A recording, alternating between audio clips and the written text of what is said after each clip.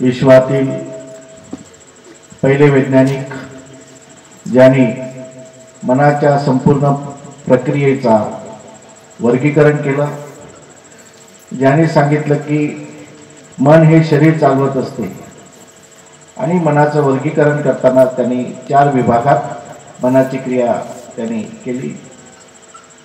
वेदना, संज्ञा, संखारा आणि वियान असे महाकारुणिक तथागत बुद्ध ज्यांनी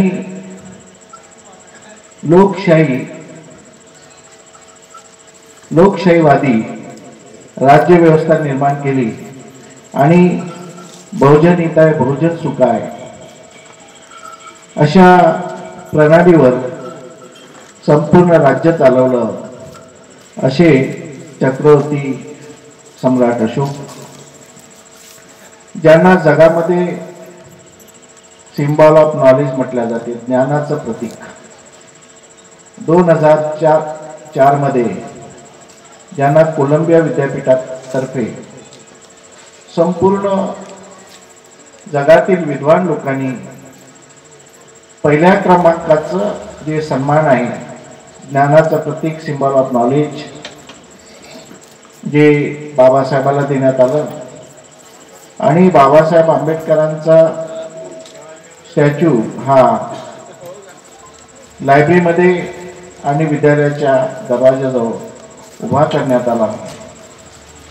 असे सिम्बॉल ऑफ नॉलेज ज्यांना आपण म्हणू आताच्या काळामध्ये सिम्बॉल ऑफ इक्वॅलिटी, म्हणजे समतेचं प्रतीक. सिम्बॉल ऑफ इक्वॅलिटी बाबासाहेबाला का म्हणावं?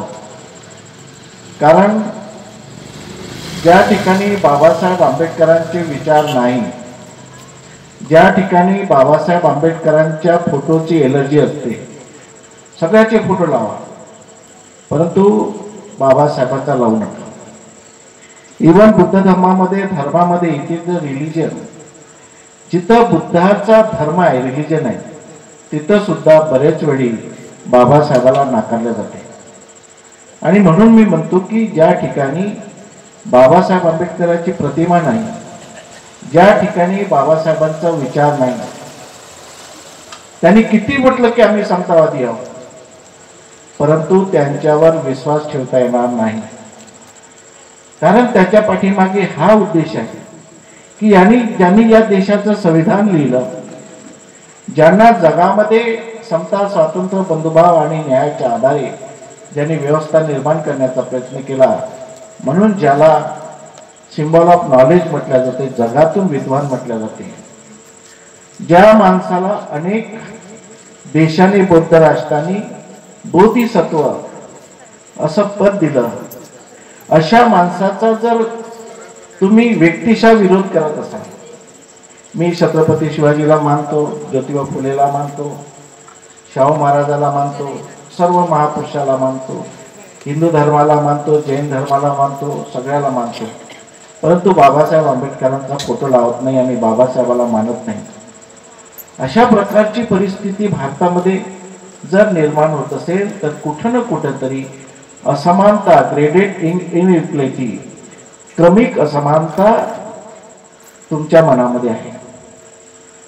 कारण बाबासाहेब आंबेडकर, सर्व महापुरुषाचा जन्म वेगवेगळ्या ठिकाणी झाला असेल, परंतु बाबासाहेब आंबेडकरांचा जन्म जेव्हा हा समाज अस्पृश्य मानला गेला, त्या अस्पृश्य समाजामध्ये बाबासाहेब आंबेडकरांचा जन्म झाला. म्हणून आपले जेवढे साधू संत आहे, जेवढे संत आहे, त्यांना जातीच्या आधारे वाटप करण्यात आलं.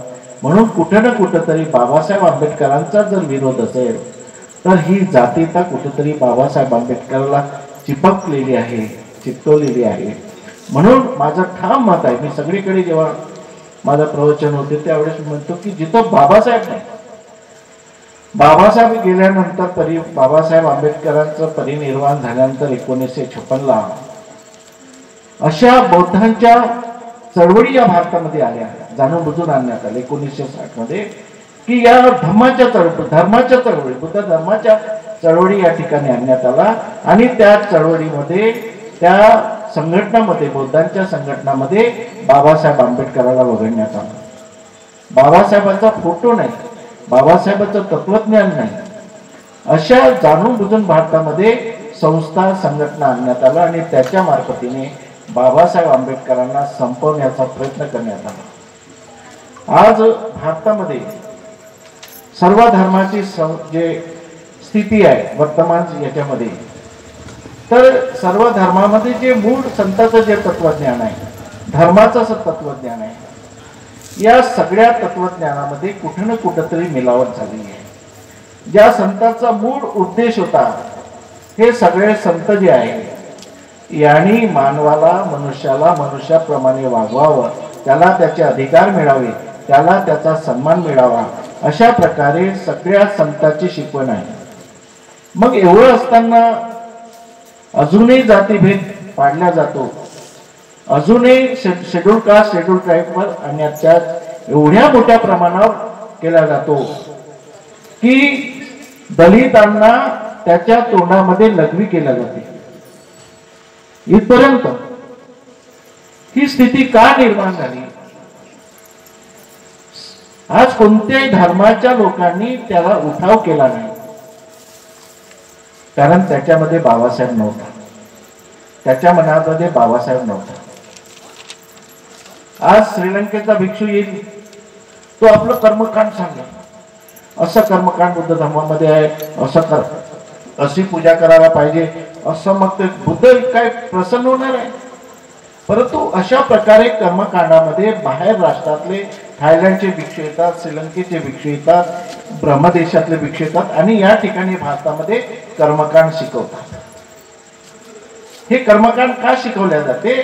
हे सगळे षडयंत्र तुम्ही ओळखलं पाहिजे की त्यांना बाबासाहेब संपवायचं आहे. आज जगामध्ये बाबासाहेब आंबेडकरांचा विचार जगमान्य आहे. म्हणूनच जगाने बाबासाहेब आंबेडकराला सिम्बॉल ऑफ नॉलेज 2004 मध्ये दिला. आणि जेव्हा बाबासाहेब आंबेडकरांना सिम्बॉल ऑफ नॉलेज जगामध्ये ही पद दिलं, त्यावेळेस बराक ओबामा प्रेसिडेंट होता, त्यांनी म्हटलं की आमच्या देशामध्ये जर बाबासाहेब आंबेडकरांचा जन्म झाला असता तर या ज्ञानाच्या सूर्याला प्रथम नमन केलं असतं. म्हणून लक्षात घ्या, बाबासाहेब आंबेडकरांनी जो बुद्ध अँड धम्म ग्रंथ लिहिला, बाबासाहेबांनी फक्त बुद्धालाच गुरु मानलं असतं? बुद्धाचं पूर्ण तत्वज्ञान त्यांनी वाचलं होतं, बाबासाहेबाला समजलं होतं, पण बाबासाहेबांनी फक्त बुद्धालाच आपला गुरु मानला नाही, हे लक्षात घ्या. बाबासाहेब आंबेडकरांना समजून घेण्यासाठी आपली दृष्टी विशाल पाहिजे. बाबासाहेबांना फक्त बुद्ध धर्मापुरतं मर्यादित करू नका. बाबासाहेबांनी बुद्धाचं तत्वज्ञान वाचल्यानंतरही त्यांनी फक्त माझा एकच गुरु आहे बुद्ध असं नाही म्हटलं. त्यांनी संत कबीराला घेतलं गुरुमध्ये, राष्ट्रपिता ज्योतिबा फुलेंना घेतलं आणि जे साधू संतांचे विचार सुद्धा त्यांनी ग्रहण केले बाबासाहेबांनी. आणि त्या सगळ्याचा प्रभाव या देशाचं संविधान लिहिताना होता. फक्त बुद्धाचाच प्रभाव बाबासाहेबांच्या मनावर होता असं म्हणणं एकतर्फे बाबासाहेबाला संकुचित करणं आहे. बाबासाहेबांना तुम्ही मोकळं करा, फक्त एका धर्मामध्ये त्याला बांधून नका ठेवू, एका जातीपुरतं बाबासाहेबाला बांधून नका ठेवू. बाबासाहेब आंबेडकरांचे विचार खूप मौल्यवान आहे. बाबासाहेबांनी द बुद्ध अँड धम्म ग्रंथामध्ये सांगितलंय की what is the centre of Dhamma, धम्माचा केंद्रबिंदू काय आहे? तर बाबासाहेब आंबेडकर लिहितात, माझ्या धम्माचा, धर्माचा नाही, नॉट रिलिजन, माझ्या धम्माचा म्हणजे माझ्या विचारधारेचा, it is the centre point only human. माझ्या धम्माचा केंद्रबिंदू हा मनुष्य आहे. मनुष्य म्हणजे लोक, पीपल, पब्लिक. बाबासाहेब आंबेडकर हे समाजवादी होते, बाबासाहेब व्यक्तिवादी नव्हते. बाबासाहेबांच्या पूर्ण विचारधारा ही समाजासाठी होती, समाजाच्या कल्याणासाठी, बहुजनांच्या हितासाठी, कल्याणासाठी होती.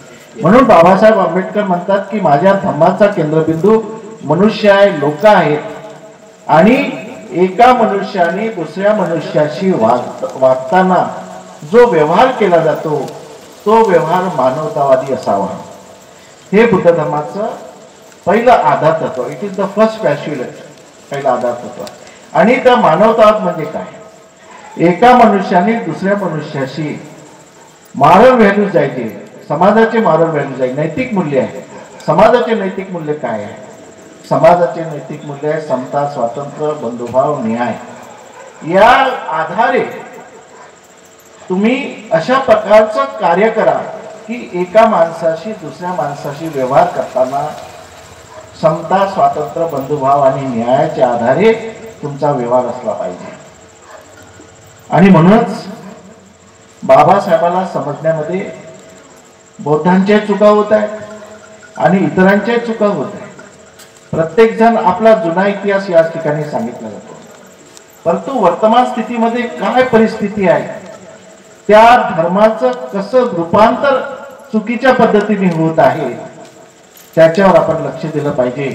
आणि ज्या आपल्या जुन्या धर्मामधल्या ज्या चुका झालेल्या आहेत त्या आपल्याला आता दुरुस्त करावं लागेल. कारण आपल्या डोळ्यासमोर मनुष्य आहे, मानव आहे, त्याला जात नाही, त्याला कोणत्याही प्रकारचा धर्मामध्ये बांधून नका ठेवू.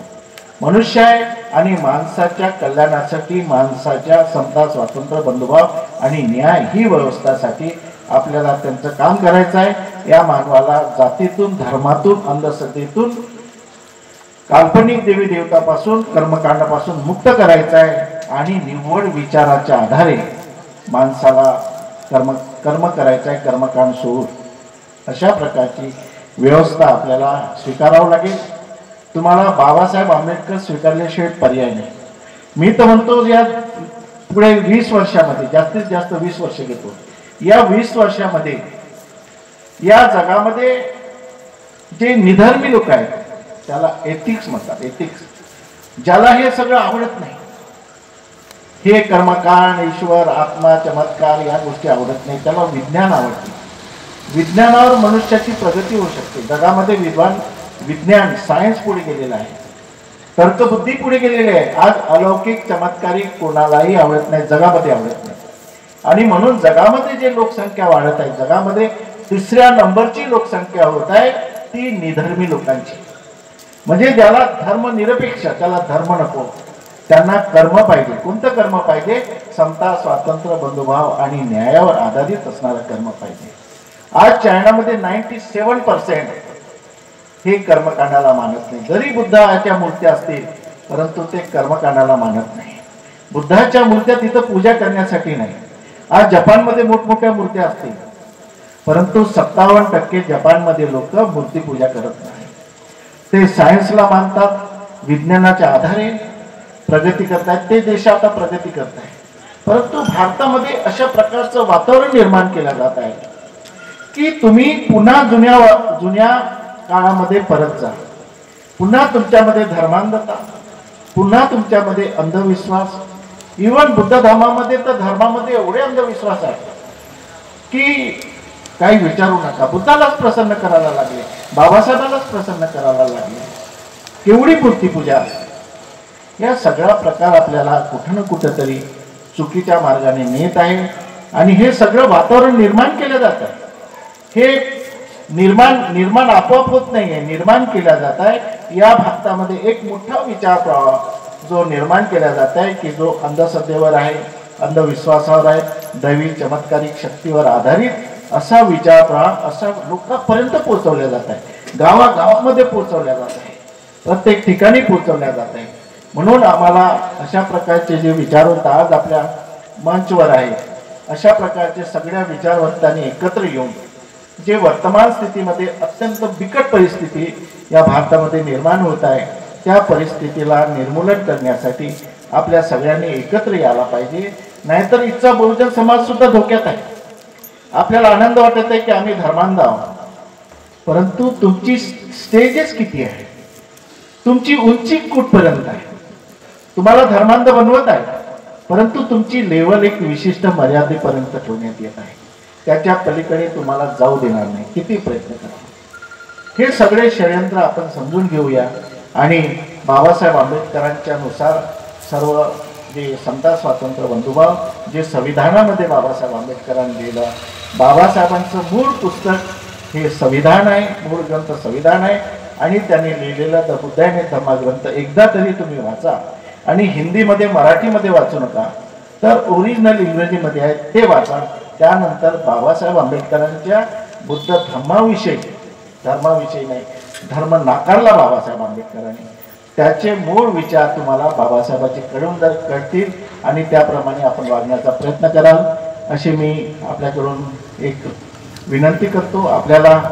आणि मला या ठिकाणी बोलण्याची संधी दिली, विचार मांडण्याची संधी दिली, त्यामुळे जे आयोजक आहे त्या आयोजकाचे अत्यंत मी मनपूर्वक त्यांचा आभार मानतो. नमो बुद्धाय. जय भीम, जय संविधान, जय भारत. नमस्कार दोस्तों, हमारे न्यूज चैनल न्यूज इंडिया को लाइक कीजिए, शेयर कीजिए, अनसब्सक्राइब कीजिए. हम मिलेंगे फिर. धन्यवाद.